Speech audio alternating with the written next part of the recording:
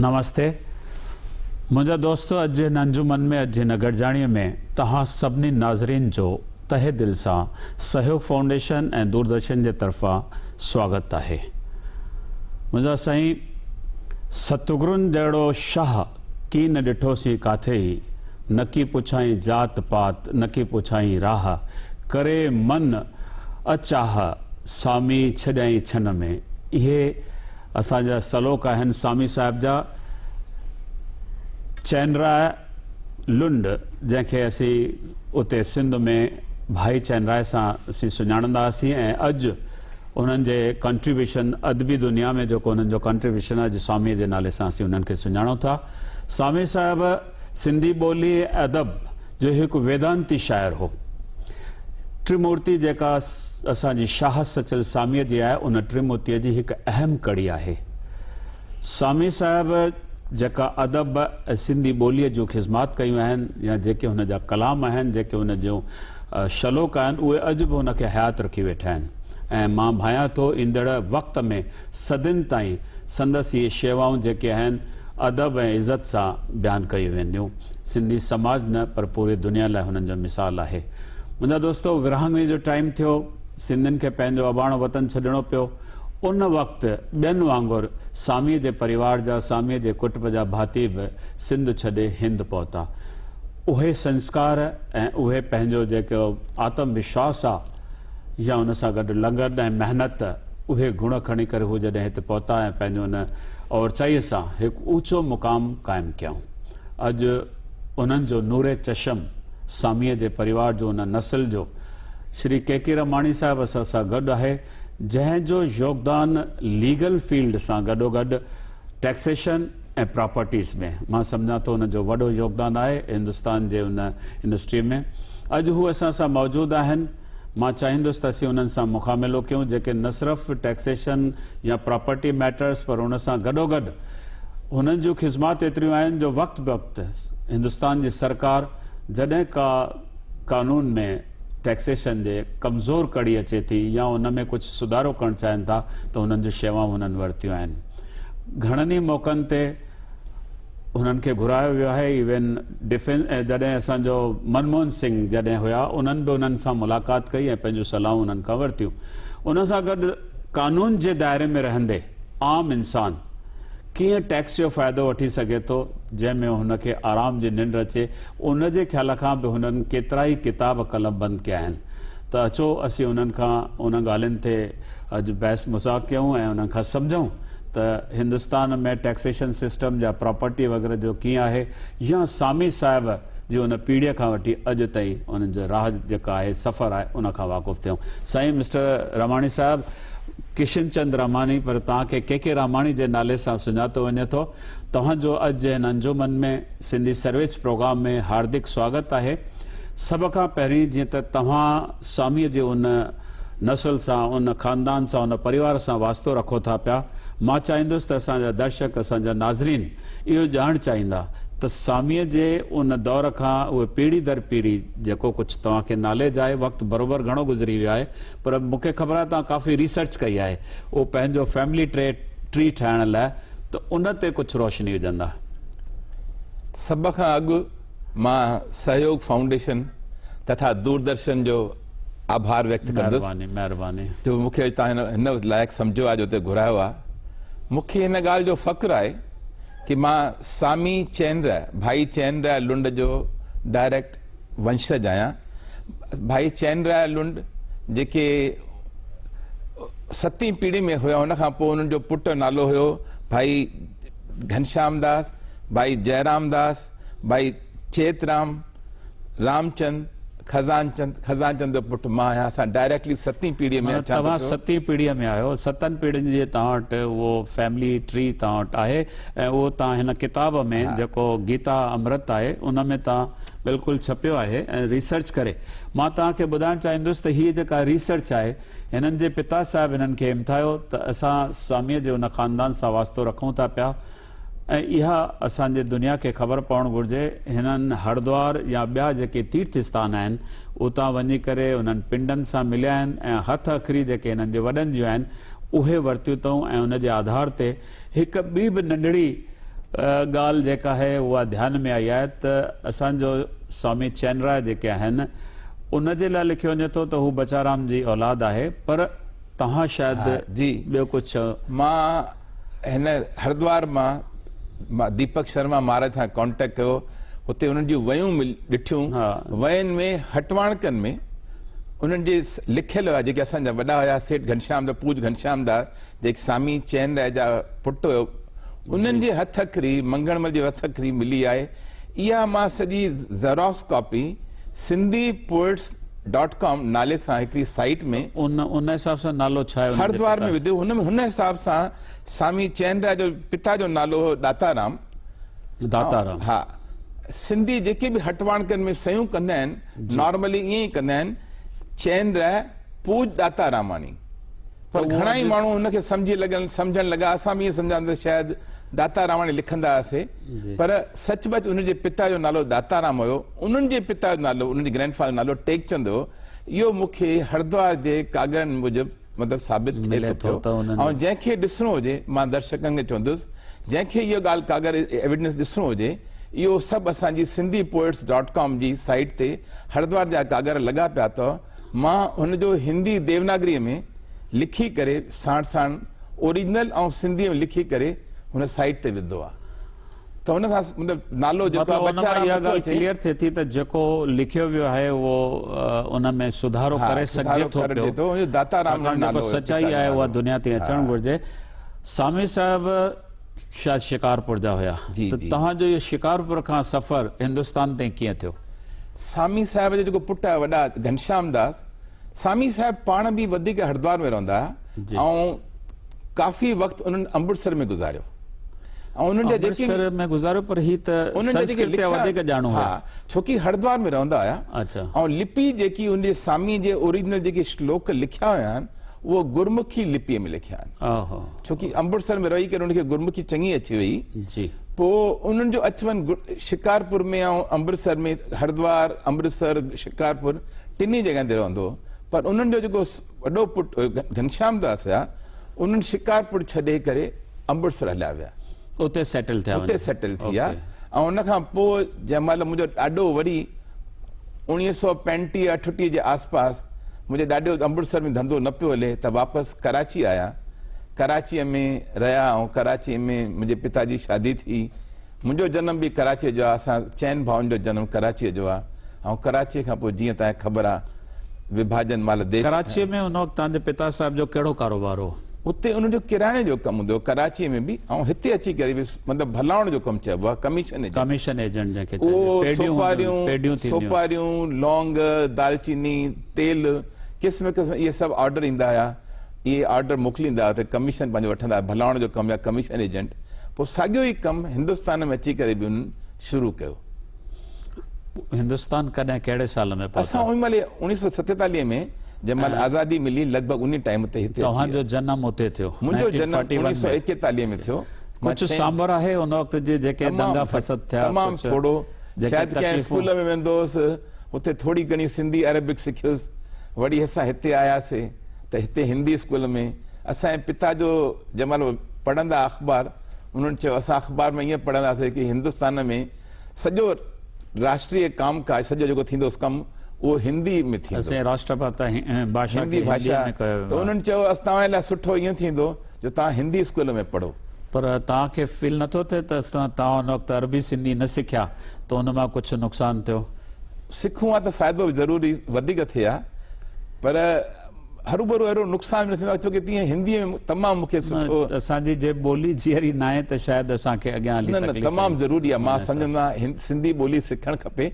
सिंधी ॿोली त असांखे हमेशह सभिनी खे ॻाल्हाइण त पक ई खपे। अॼु असां पर ऑफकोर्स ॾिसूं था पिया ॿारनि खे ॿारनि में उहो सिंधी हुअण जो जज़्बो जेको आहे उहो घटिजी थो वञे, घटिजी रहियो आहे। पर असांजो फर्ज़ु आहे उन्हनि खे ज़रूरी वर्से खां वाक़ुफ़ कयो। मां सम्झां थो त सिधो तव्हां जॾहिं कराचीअ खां आया त किथे आया हिंदुस्तान? असां कराचीअ खां आयासीं त कुरला में हिकिड़ी चाल हुई, शिरिन बाई चाल। उते 11 घरनि में हिकिड़ो बाथरूम हूंदो हुयो। हिकु रूम वरितो जंहिंसां 7 भाती रहंदासीं। मतिलबु तमामु तकलीफ़ में गुज़ारो कयो आहे। सिंधियुनि जो इहो ई हाल हो। 53 सूदी हुते रहियासीं। पोइ 53 खां पोइ असां परेल हलिया वियासीं KEM हॉस्पिटल जे भरिसां। ओके 59 में वरी वापस खार में आयासीं। जी। खार में निर्गुण बालक मंडल जेको निजथा हुआ, बिल्कुलु। उन साम्हूं रावतानी चैम्बर्स बिल्डिंग आहे। रावतानी चैम्बर्स में असां 3 बेडरूम हॉल, सुठो माना रीज़नेबल सुठो फ्लैट वरितो, जो हुते रहियासीं। हुते ई मुंहिंजी शादी थी। एंड तव्हांजो जेको तइलीम आहे उहो उतां त तमामु घटि प्राइमरी तव्हां न पढ़िया? मां शुरूआत वड़ी हिंदुस्तान में अची करे कई। ओके। जेके 6 महीना पाकिस्तान में कराची में पढ़ियोसि, उहे अजाया विया सम्झो, या अजाया वियो न हुया। अॼु बि मां थोरी घणी अरेबिक सिखी, सिंधी पढ़ी सघंदो आहियां। पीड़ पई। उहो जेकी फाउंडेशन जेकी नींव पहले ई, पोइ हिते अची करे वरी असां 48 खां वठी 1959 સુધી घाटकोपर में स्कूल आहे, हिंदी हाई स्कूल जी। घाटकोपर, उते 11 साल हुयुसि। तंहिंखां पोइ कोशिशि कई साइंस में वञा, पर कुझु हालतूं अहिड़ियूं हुयूं जो न करे सघियुमि। साइंस छॾे वरी आर्ट्स में हलियो हुयुमि जैन कॉलेज में। तंहिंखां पोइ नेशनल कॉलेज में आयुसि। नेशनल कॉलेज खां पोइ KC लॉ कॉलेज वियुमि। तव्हां 1964 में शायदि लॉ क्लियर कई हा, आहे? 64 59 में SSC कई। 62 में शादी कई अथव? मां जंहिं महिल LLB पढ़ंदो हुयुसि हाँ हाँ। त कोई सुठी माइटी आई जो मुंहिंजो ॾाढो ॾाढो मतिलबु कीन हुयो कि मुंहिंजी शादी हुते ई थिए। मां पंहिंजे ॾाॾे खे ॾाढो चयो कि मां LLB पास कयां पोइ शादी कंदुसि। चई न, मां चाहियां थो कि मुंहिंजे जीअरे जी मां नुंहुं ॾिसां, पोटा ॾिसां। पोइ ॾाॾे खे मना न करे सघियुसि। तव्हां शादी थी वई। तमामु तक़दीर वारा आहियो। हिते बि तव्हांखे तकिड़ो ऑफर थियो, पर उन वक़्तु बिफोर पार्टीशन बि शायदि तव्हांखे हिकिड़ी माइटी आई कंहिं पंहिंजे जी, या जेके LLB वग़ैरह कंदा उन दौर में कोई हिकिड़ो पंजाबी, हा, उहो पंजाबी परिवार मां। उहो मोतीराम अरोरा वेचा हिकिड़ो हूंदो, उनखे मूंखे ॾाढो भाईंदो, मूंखे ॾाढो वणंदो उहो माण्हू। मूंखे बि मां अचु वञु ॾाढी सुठी हुई। हिकिड़े ॾींहुं सिधो असांजे घर हलियो आयो, जंहिं महिल मां LLB पढ़ंदो हुयुमि।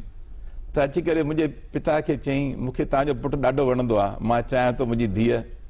हाणे असांजे घर में ॾाढो सोचियानि। मुंहिंजे पिता जो वीचार हुयो हा करण जो, पर मुंहिंजी माउ चयो न, असांखे पंहिंजा ॿार सिंधियुनि में ई करना आहिनि।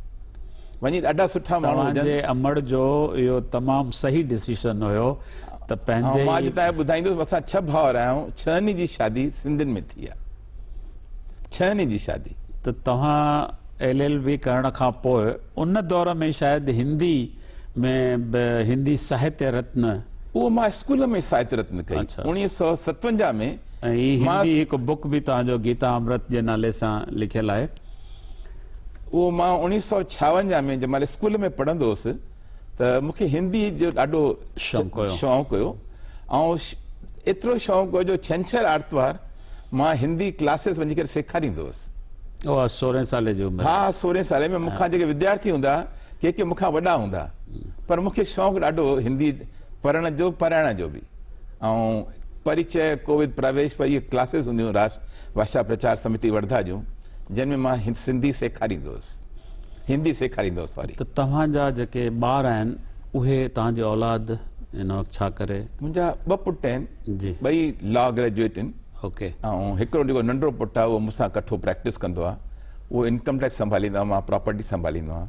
त असां प्रॉपर्टीअ जी ॻाल्हि निकिती आहे त प्रॉपर्टीअ जे लाइ बि तव्हां के बुक लिखिया आहिनि कि रीडेवलपमेंट जो कीअं हिसाब किताब वञणु घुरिजे। मूंखे मुंहिंजे हथ में आहे त रीडेवलपमेंट में छा प्रॉब्लम था अचनि पिया, रीडेवलपमेंट ऑफ सोसाइटीज़? मां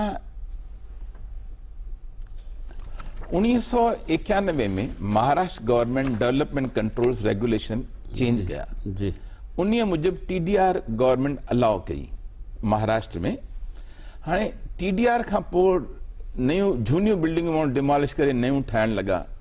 हिन में हिकिड़ो वॾो सवाल अचणु लॻो कि जंहिं महिल इनकम टैक्स लॻंदी त सोसाइटी वारा टैक्स भरींदा, सोसाइटी टैक्स भरींदी कि मेंबर भरींदा। वॾा वॾा वकील बम्बईअ जा सभु, कोई चए पियो सोसाइटी खे टैक्स भरणी पवंदी, कोई पियो चए मेंबरनि खे टैक्स भरणी पवंदी। मां हिन बारे में मुंहिंजो थोरो आदत आहे मां रिसर्च करण जी। मां रिसर्च कई, central board of direct taxes जा सभु सर्कुलर कढिया, 67 जा सर्कुलर, 69 जा सर्कुलर। तंहिंखां पोइ मुंहिंजो मां हिमत थी, मां चयो हिकिड़ो किताबु कढां ऐं एक्सप्लेन कयां। पोइ ख़ाली इनकम टैक्स न, पोइ सॼो सभु प्रोविजन ॾिना, रीडेवलपमेंट ऑफ हाउसिंग सोसाइटीज़ जो किताबु कढियो ऐं ॾाढो पॉपुलर थियो। पर उन खां अॻु 1982 84 में बि तव्हांखे किताब लिखिया। मां पहिरियों हिकिड़ो नंढिड़ो पेपर लिखियो हुयो वैल्यूएशन ऑफ इमोरल प्रॉपर्टीज़, उन्हीअ में उन खां पोइ डीम्ड कन्वेंस, वरी हाणे लेटेस्ट हिकिड़ो किताब आहे लेटेस्ट ते डीम्ड कन्वेंस बि ॾाढो हाणे महाराष्ट्र गवर्नमेंट ही हिकिड़ो किताब मुंहिंजे हथ में आहे remittance of the foreign exchange. हे 1991 जो किताब लिखियल आहे। 1991 में जंहिंमहिल doctor Manmohan Singh finance minister ठहिया त उन्हनि स्कीम कढी फॉरेन एक्सचेंज रेमिटेंस जे बारे में। 2-2.5 महीना स्कीम हुई। मां उन महिल स्कीम कढी ऐं उन महिल किताब लिखियो। ऐं किताब लिखण में मूंखे यादि आहे उन महिल मिनिस्टर ऑफ स्टेट हूंदो मिस्टर रामेश्वर ठाकुर जी। मां हुननि सां गॾिजुसि। मां चवां तव्हांजी स्कीम में इहा मिस्टेक आहे, रेमिटेंस जेको अलाउड तव्हां कयो आहे बायोलेटरल कंट्रीज़ मां रशिया मां उहो ग़लति कयो अथव। त उन रामेश्वर ठाकुर उन महिल ई मिनिस्ट्री में इंफॉर्म कयो। इमीडिएटली सरकार नोटिफिकेशन कढी रशिया मां पैसा बंदि कया। डॉक्टर मनमोहन सिंह मूंखे ख़ासि घुरायो दिल्लीअ में, चई अचु मां तोखे सां चांहि थो पीअणु चाहियां, तूं असांखे गवर्नमेंट खे हिकिड़ी ॾाढी सुठी सलाह ॾिनी आहे। मां वियुमि, डॉक्टर मनमोहन सिंह अॼु बि मां यादि आहे मूंखे, तमामु सिंपल नमूने वेठासीं। पोइ कुदरती जंहिं महिल मूंसां उन्हनि सां मां ॻाल्हाइणु लॻुमि त मां पंजाबीअ में ॻाल्हायो त डॉक्टर मनमोहन सिंह केॾी देरि सां अमृतसर जे बारे में पंजाबीअ में ॻाल्हायोसीं ऐं ॾाढे प्यार सां सिक सां मां वेठुमि हुन सां। ही मूंखे ॿियो बि मुंहिंजे हथ में हिकिड़ो लेटर आहे जेको 2003 में तव्हांखे डॉक्टर मनमोहन सिंह लिखियो आहे जॾहिं he was leader of opposition. उहो छाजे बारे में आहे? NRI investment. पोइ मां हिकिड़ो किताब लिखियो कि मनमोहन सिंह सां मुंहिंजो रस्तो अॻु में 91 में हुयो जी। ऐं मिस्टर AR अंतुले जेके असां चीफ मिनिस्टर हुया उन्हनि जे थ्रू मां उन सां मिलंदो रहंदो, हिकु दफ़ा मिलियो हुउमि त इहो किताब मां जंहिं महिल मोकिलियोमांनि त मूंखे उन्हनि किताब जी पहुच ॾिनी आहे ऐं मूंखे लिखियो अथनि कि तूं हीअ किताब ज़रूरु लिखंदो रहिजांइ, किताब लिखणु बंदि न कजांइ। त मां भॻवान जी दया उन्हनि जे आशीर्वाद सां थोड़ा ॿिया बि किताब पोइ खे लिखिया। तव्हांखे शायदि income tax chief commissioner KVSS and VDIS जे कुझु कमेटीज़ ते नामज़द कयो। उहे कमेटीज़ छा आहिनि? उहो छा आहे, जंहिं महिल वॉलंटरी डिस्क्लोज़र स्कीम निकिती, ब्लैक जो नाणो माण्हू वाइट करे टैक्स भरे, उहो कंहिं तमामु थोरे वक़्त लाइ हुई 1997 में। त उन महिल शुरूअ में स्कीम पॉपुलर न पई थिए त हिकिड़ी महाराष्ट्र में बॉम्बे में चीफ कमिश्नर हिकिड़ी कमिटी ठाही जंहिंमें VDIS कमिटी स्कीम खे पॉपुलर करण लाइ, जागृति पैदा करण लाइ, माण्हुनि खे सम्झाइण लाइ मां पंहिंजो किताब बि लिखियो आहे। हुन स्कीम में बि चीफ कमिश्नर खे घणा ई पंहिंजा प्रपोज़ल सजेशन ॾिना, राय ॾिना, जंहिंजे हिसाब सां पोइ खे ॾाढी कामयाबु वई बम्बईअ में। त ही किताब शायदि उहो आहे VDIS 97 में। ही जेको किताब आहे त छा ही किताब उन वक़्तु एतिरो पॉपुलर थियो ऐं इहा स्कीम एतिरी हली, छा तव्हां महसूसु कयो था त हींअर वरी अहिड़ी स्कीम अचणु घुरिजे? मां सम्झां थो अॼु जी सरकार शायदि इहो स्कीम न कढंदी, पर इहो किताब ॾाढो वक़्त जी डिमांड हुई, पॉपुलर थियो, सेकेंड एडिशन निकितो ऐं मां तंहिं महिल किताब जे करे मां सम्झां थो मूंखे सॼे हिंदुस्तान मां क्लाइंट्स आया जेके सलाह वठणु ईंदा, छो कि पीरियड ॾाढो थोरो हुयो। मुंहिंजे किताब खां पढ़ी करे घणा ई माण्हू नागपुर, पूना, दिल्लीअ सुधी माण्हू आया सलाह वठण कि असां कीअं डिस्क्लोज कयूं पैसा। तो उहा सक्सेस वई ॾाढी सक्सेस वई बम्बईअ में। तव्हांजी पर्सनल आइडिया छा आहे, उहो थियणु घुरिजे जंहिंमां लाभ पाए सघे? हिन में ॾाढो इहो तमामु ॾिसो कंट्रोवर्शियल टॉपिक आहे। ओके, जेके माण्हू ईमानदारी सां टैक्स भरे थो उहो सोचे थो इहो वॉलंटरी डिस्क्लोजर स्कीम अचे थो, हुन सां बेइंसाफ़ी थी रही आहे। ग़लति आहे। हा, चालू रखो। जेकी माण्हू टैक्स भरनि था ईमानदारी सां, उन्हनि खे लॻे थो कि असांखे इहो ग़लति कमु न करणु खपंदो आहे।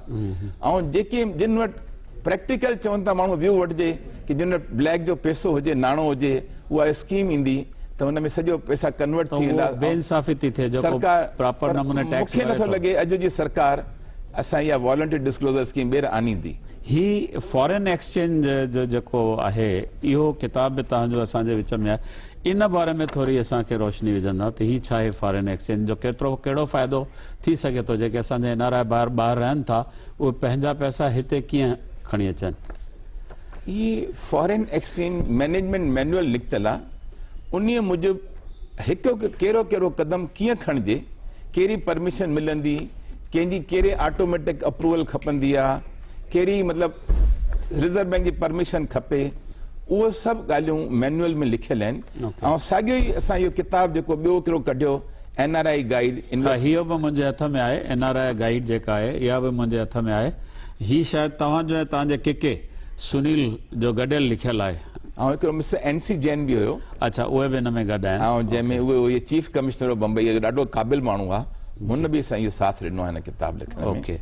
ऐं उनखां अलावा ॿिया बि घणेई किताब आहिनि, किताबनि ते असीं पोइ ईंदासीं, पर हिन किताब में ही हिकिड़ो नई जेका अॼु जे दौर जी ज़रूरत आहे त लिमिटेड लाइबिलिटी पार्टनरशिप, इहो असांजा दर्शक ॼाणणु चाहींदा त इहो लिमिटेड पार्टनरशिप जी लाइबिलिटीज़ छा आहे। घणनि ई मुल्कनि में लिमिटेड लाइबिलिटी कंपनीज़ आहिनि, पर असांजे मुल्क में या त पार्टनरशिप फर्म हूंदी हुई अॻे, या त कंपनी हूंदी हुई। पर हिन में जेके पार्टनरशिप फर्म हुजे ऐं उनखे लाइबिलिटी लिमिटेड हुजे, घणा ई वापारी न चाहींदा मां अहिड़ो धंधो खणा, रिस्क धंधो कयां जंहिंमें लाइबिलिटी मुंहिंजे पर्सनल अची वञे, जो मुंहिंजी पर्सनल प्रॉपर्टी बि गवर्नमेंट खणी वञे या कोई ॿियो कोई क्रेडिटर खणी वञे। इन हिसाब सां लिमिटेड लाइबिलिटी पार्टनरशिप ॾाढी जेतिरी कैपिटल पार्टनर्स में विझंदा, उहो त जीअं प्राइवेट लिमिटेड्स में थिए थो साॻे ई आधार ते सभु लाइबिलिटी प्राइवेट लिमिटेड जो कंसेप्ट आहे। पर एडवांटेज जेकी आहे डिस्ट्रीब्यूशन डिविडेंड वग़ैरह लोन वठणु, उहो सभु बेनिफिट्स पार्टनरशिप जा बि आहिनि। हिन में पार्टनरशिप जा बेनिफिट्स बि आहिनि ऐं कंपनी जा बेनिफिट्स आहिनि। पर अञा ताईं मूंखे नथो लॻे पियो हिंदुस्तान में माण्हू आदत झूनी शैल पियल आहे, तंहिंजे करे माण्हू हलाइनि नथा। हिते मां हिकिड़ी ॿी ॻाल्हि तव्हां खां पुछणु चाहींदुसि, असांजा दर्शक बि ॼाणणु चाहींदा त तव्हांजो अहिड़े के केस जो असांखे मिसाल जो जंहिंमें तव्हां सोचियो हुजे त के मिरेकल्स थियो आहे या कुझु उन में चमत्कार थियो आहे या उन मां को समाज खे फ़ाइदो पियो आहे। हिकिड़ो केस मां सम्झां थो, ॾाढो झूनो केस आहे। 1967-68 में मां 26 साल जो हुयुमि, बराबरि 25-26 साल जो हुयुमि। त मुंहिंजो हिकिड़ो क्लाइंट हुयो जेको अफ्रीका खां हाथी ॾंद आइवरी वॾी तादाद में वॾी क्वांटिटी खणी आयो। हिन जो इम्पोर्ट अलाउड न आहे। हुन जे गोडाउन में हिकिड़े ॾींहुं कस्टम वारा आया ऐं ॾिठानि कि जेतिरो माल हुन इम्पोर्ट कयो हुयो हुन जो वज़न कयानि, क्वांटिटी हुन खां वधीक निकिती। त उनखे कस्टम वारनि चयो भई तो जेतिरो माल तुंहिंजो 30,000 माल आहे, पर तुंहिंजो 32,000 कीअं थी वियो? हे माना 2,000 किलो असां स्मगल लिखींदासीं। इंक्वायरी थी, मतिलबु हुनखे स्टेटमेंट लाइ घुरायानि। हाणे जंहिंमहिल इहा कस्टम वारा नोटिस ॾेई विया त हुन वापारी खे ॾाढी चिंता थी। उहो मां वटि आयो, चई भई मां हुन इनकम टैक्स रिटर्न भरींदो हुउसि, इनकम टैक्स सेल टैक्स। त चई भई हाणे छा कयूं? मां त सचमुच मां कोई चोरी न कई आहे, पर माल सचमुच वधियल आहे, इहा बि सचाई आहे। मूंखे सम्झ में नथो अचे मुंहिंजो 2,000 किलो माल वधी कीअं वियो। मां हुनखे हिकिड़े कस्टम जे ऐं क्रिमिनल लॉयर वटि वठी वियुमि, बंसी पारेख वटि। हुन ॾाढो मशहूरु, पंहिंजे उन ज़माने में ॾाढो मशहूरु क्रिमिनल लॉयर हुयो। हुन चयो भई ॾिस, तोखे हिकु दफ़ो त अरेस्ट ज़रूरु कंदी कस्टम वारा, तंहिंखां पोइ जंहिंमहिल केस हलंदो हिकु ॾींहुं तूं अंदरि ज़रूरु वेंदे, मां तोखे पोइ छॾाए ईंदुसि पोइ बेल ते, तंहिंखां पोइ तूं बची बि वेंदे, घणो करे मां कोशिशि कंदुसि। ॿिए ॾींहुं हुनजो पीउ, हुनजा भाउर सभु मुंहिंजे घर आया। उन्हनि चयो असांखे हिकु ॾींहुं बि अरेस्ट न थियणो आहे, असांजी हेॾी सारी इज़त हिकु ॾींहं में ख़तमु थी वेंदी, पोइ खे वञी बचे अचूं। पर चई कसम खाई करे मां चवां थो, मां कुझु स्मगलिंग न कई आहे, मां जेतिरो ई ईमानदारी सां माल हुयो उहो ई माल आहे। मां चवां भई हाणे बंसी पारेख त तूं वठी हले, चओ त जेठलानी वठी हले। चई पर हे क्रिमिनल लॉयर, हे बि वॾो लॉयर आहे, हिन चयो आहे मां तूं हिकु ॾींहुं तो ज़रूरु जेल में वञे, मूंखे हिकु मिंट बि जेल में न वञिणो आहे। चई हुन जे पीउ मूंखे चयो त भाई इहो केस हाणे तूं लड़, तूं असां ॾाढा कम चङी तरह कया आहिनि, हे बि तूं केस तूं संभाल। मां हुननि खे चयो भई मुंहिंजो कमु ई न आहे, कस्टम जो कमु मूंखे ख़बर ई न आहे, IPC बि मूंखे ख़बर न आहे, इंडियन पीनल कोड छा थींदी आहे, त महिरबानी करे तव्हां कंहिं क्रिमिनल लॉयर वटि वञो। मां हुनखे उन महिल 2-3 नाला सजेस्ट कया, पर उन्हनि एग्री न कयो। मां इहो केस खयो, पर हुन केस खणण खां पोइ मां ॾाढो सोचियो, पर मूंखे यादि आयो मां जंहिंमहिल पंहिंजे पिता सां धंधे में हूंदो हुउसि, असां लौंग वठी करे मोकिलींदासीं दिल्लीअ, पंजाब। 60 किलो लौंग ॻुणी हूंदी, पोइ वापारियुनि जी कंप्लेन ईंदी कि भई वापारियुनि जी कंप्लेन ईंदी कि 58 किलो आहे, पोइ असां हुन में माना ख़बर पवंदी कि पाणी हुयो, ह्यूमिडिटी हुई, उहा घटिजी वई आहे। या हिन बेसिस ते मां जंहिं महिल हुनजो एग्ज़ाम्पल रिपोर्ट कढायूं हेफ्ट इंस्टीट्यूट मां, हुन में ख़बर पई कि हिन आइवरी में बि 10% 12% पाणी अची सघंदो आहे। इन बेसिस ते उनखे अरेस्ट न कयां। जल्दी जल्दी हिकु मां ॿियो सुवाल तव्हां खां पुछां थो पियो।